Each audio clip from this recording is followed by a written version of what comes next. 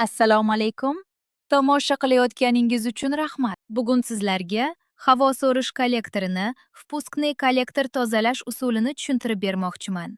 Kimyoviy moddalardan foydalanish ham mumkin, lekin men bugun ularsiz tozalash usulini tushuntirib beraman. Tikoning karbyuratorini tortib oltini burab, yechib olamiz. Kollektorni ham ajratib olamiz. Uni tozalash uchun ofisga olib borib tayyorgarlik ko'ramiz. Odatda kollektor ichi chang va mo'y maslo bilan ifloslangan bo'ladi. Bir nechta kollektorlarni tayyorlab oldim. Endi ularni birma-bir tozalab, holatini tekshirib chiqamiz. Kollektor ichida mo'y va antifriz aralashishi natijasida juda ko'p qora qurum va yog'li kirlar to'planib qolgan.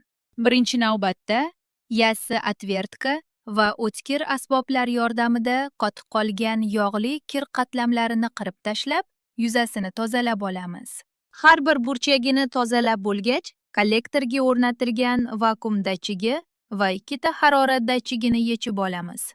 Birinchi bosqichda barcha chang va moyli kirlarni tozalab oldik. Agar yanada yaltiroq bo'lishni xohlasangiz, elektr atvertkaga temir cho'tkani simli shyotka o'rnatib, yanada toza va yaltiroq holatga keltirishingiz mumkin. Bu yig'ish paytidagi juda muhim ma'lumot.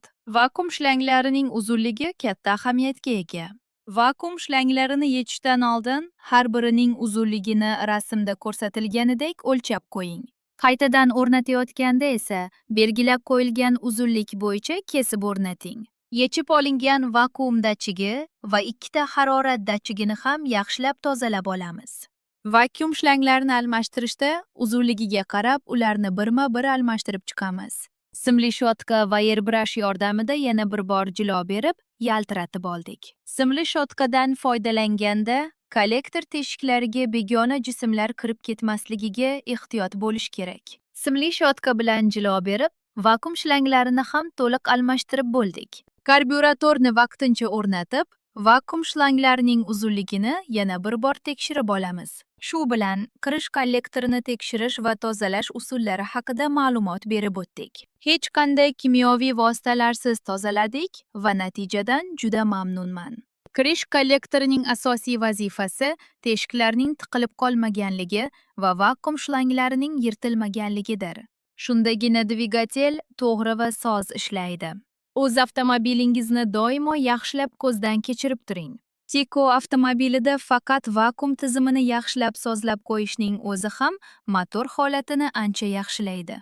Videoni tomosha qilganingiz uchun rahmat. Bu kirish kollektorini tozalash va vakuum liniyalarini ta'mirlash usuli edi.